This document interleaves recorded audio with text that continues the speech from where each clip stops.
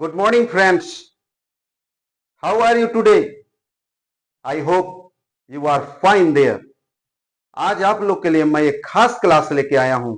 इस क्लास के बाद में किस प्रकार से हिंदी से इंग्लिश ट्रांसलेट करते हैं, आपको अगर दिक्कत होता है, आज के बाद आपको कोई समस्या नहीं होगा। मैं आपको क्लियर कर दूंगा कि हिंदी के सेंटेंस को कैसे इंग्लिश में ट्रांसलेट करते हैं। जैसे हमारे पास सेंटेंस है, राम आम खाता है, उसका अंग्रेजी होता है Ram it's a mango.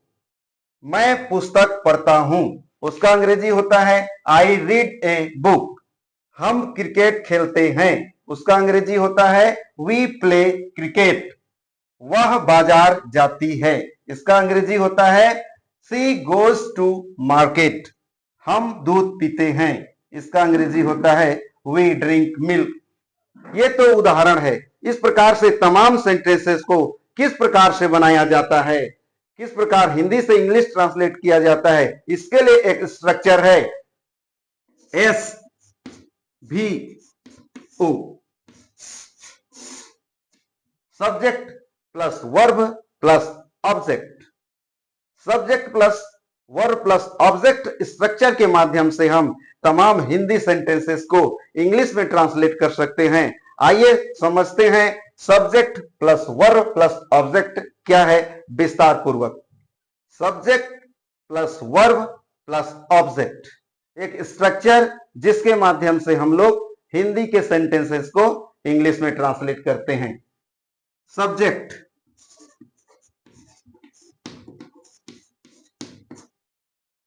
Subject होता है कर्ता।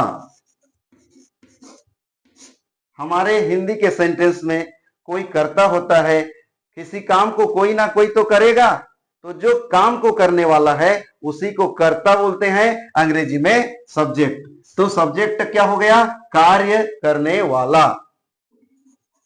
कार्य करने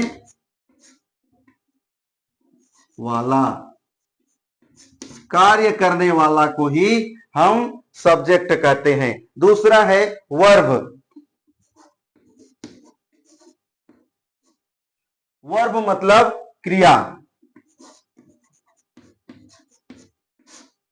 हमारे सेंटेंस में जो काम हो रहा है, जो काम सब्जेक्ट द्वारा किया जा रहा है, उसी काम को, उसी कार्य को क्रिया कहते हैं। क्रिया मतलब कार्य। जैसे खाना, पीना, सोना। खाना, पीना, सोना। तो इस प्रकार के वर्ब के अंतिम में न पहचान में आता है। सोना बिना, खाना बिना, पीना बिना, इस प्रकार से ये काम है जिसको वर्ब कहा जाता है। और तीसरा नंबर ओ है ऑब्जेक्ट। ऑब्जेक्ट मतलब कर्म। कर्म क्या होता है? जो सब्जेक्ट काम करता है, सब्जेक्ट कोई क्रिया करता है तो किस पर करता है?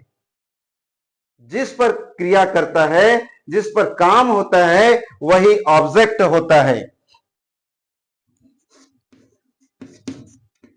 जिस पर सब्जेक्ट काम करता है, काम करता है, जिस पर सब्जेक्ट काम करता है वही कर्म है। जैसे राम आम खाता है।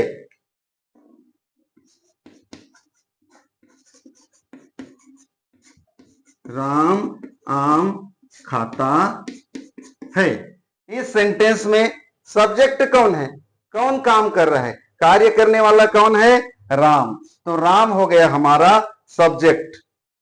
वर्ब मतलब क्रिया, कार्य। क्या कार्य हो रहा है इसमें? तो इसमें हो रहा है खाना। राम खाता है तो खाना क्रिया है। जब भी हम क्रिया को मूल रूप में देखेंगे अंतिम में ना आएगा। जैसे यहां बताया हूं खाना पीना, सोना, इस प्रकार से और भी क्रिया हो सकते हैं, तो इसके अंत में ना आते हैं, तो मूल क्रिया के अंत में ना आते हैं। तो यहाँ मूल क्रिया क्या हो गया? खाना, तो हमारा वर्ब खाना हो गया। तीसरा ऑब्जेक्ट, ऑब्जेक्ट मतलब जिस पर सब्जेक्ट कार्य करता है। यहाँ सब्जेक्ट कौन है? राम, तो राम किस पर कार्य कर रहा है? तो आम पर, आम खाया जा रहा है राम के द्वारा, तो ये आम है यहां ऑब्जेक्ट। इस प्रकार राम सब्जेक्ट हो गया, खाना खाता जो है वर्ब हो गया, और आम ऑब्जेक्ट हो गया। इस प्रकार से subject plus verb plus object के स्ट्रक्चर को मान करके हम हिंदी से इंग्लिश ट्रांसलेट करते हैं। आइए अन्य कुछ और उदाहरणों को देख करके इसको विस्तार से समझते हैं। Subject plus verb plus object से कैसे ट्रांसलेट होता है, उदाहरण सहित देखें। मैं आम खाता हूं, मैं आम खाता हूं में सब्जेक्ट क्या है? मैं, काम करने वाला मैं, तो अंग्रेजी में हो जाएगा आई। वर्ब, वर्ब मतलब काम इसमें क्या हो रहा है? मैं आम खाता हूं में खाने का काम हो रहा है, तो आई ईट। ऑब्जेक्ट, सब्जेक्ट किस पर काम कर रहा है? आम पर, खाने का काम किसको हो रहा है? आम को खाया जा रहा है, तो ऑब्जेक्ट आम, mango. I eat a mango, मैं आम खाता हूं। दूसरा सेंटेंस, मैं पुस्तक पढ़ता हूं, सब्जेक्ट क्या है? आई, सेम ऊपर की तरह। वर्ब, इसमें खाना वर्ब था, और इसमें पढ़ना, पढ़ता का मुख्य रूप है पढ़ना, तो उसी प्रकार हो जाएगा आई रीड। क्या पढ़ रहा है? पढ़ने काम किस पर हो रहा है? काम पुस्तक पर, तो पुस्तक ऑब्जेक्ट है, तो आई रीड ए बुक। ठीक इसी प्रकार तीसरा सेंटेंस देखते हैं। हम क्रिकेट खेलते हैं, काम करने वाला सब्जेक्ट कौन है? हम, वी। क्या काम हो रहा है? खेलना, तो प्ले, वी प्ले। क्या आप खेल रहे हैं? क्रिकेट, ऑब्जेक्ट है। सब्जेक्ट किस पर काम कर रहा है? क्रिकेट पर काम कर रहा है, खेलने काम क्रिकेट को कर रहा है, तो ऑब्जेक्ट हो गया क्रिकेट।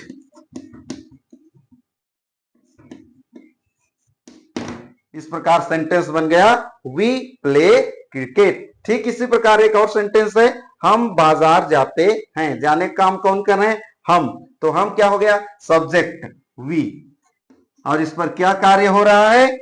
बाजार जाने का, तो वी गो, जाना को बोलते हैं गो, वी गो। अब कहां जा रहा है? बाजार, तो वी गो टू मार्केट। इस प्रकार सेंटेंस बन गया वी गो टू मार्केट। अगला सेंटेंस, वे पतंग उड़ाते हैं, वे पतंग उड़ाते हैं में कार्य करने वाला वे है, काम क्या हो रहा है? उड़ाने का काम हो रहा है, और किसको उड़ाया जा रहा है? पतंग को, तो क्या बन जाएगा? सब्जेक्ट वी, वर्ब उड़ाना मतलब फ्लाई, और सब्जेक्ट काम किस पर कर रहा है? पतंग पर, तो ऑब्जेक्ट हो गया काइट। We fly kite.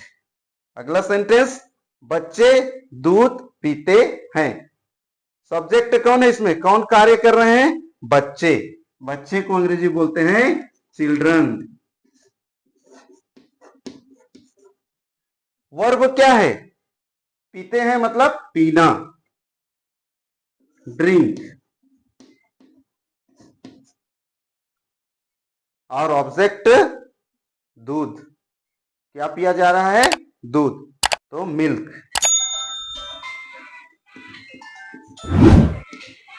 तो इस प्रकार हमारा सेंटेंस बन गया चिल्ड्रन ड्रिंक मिल्क।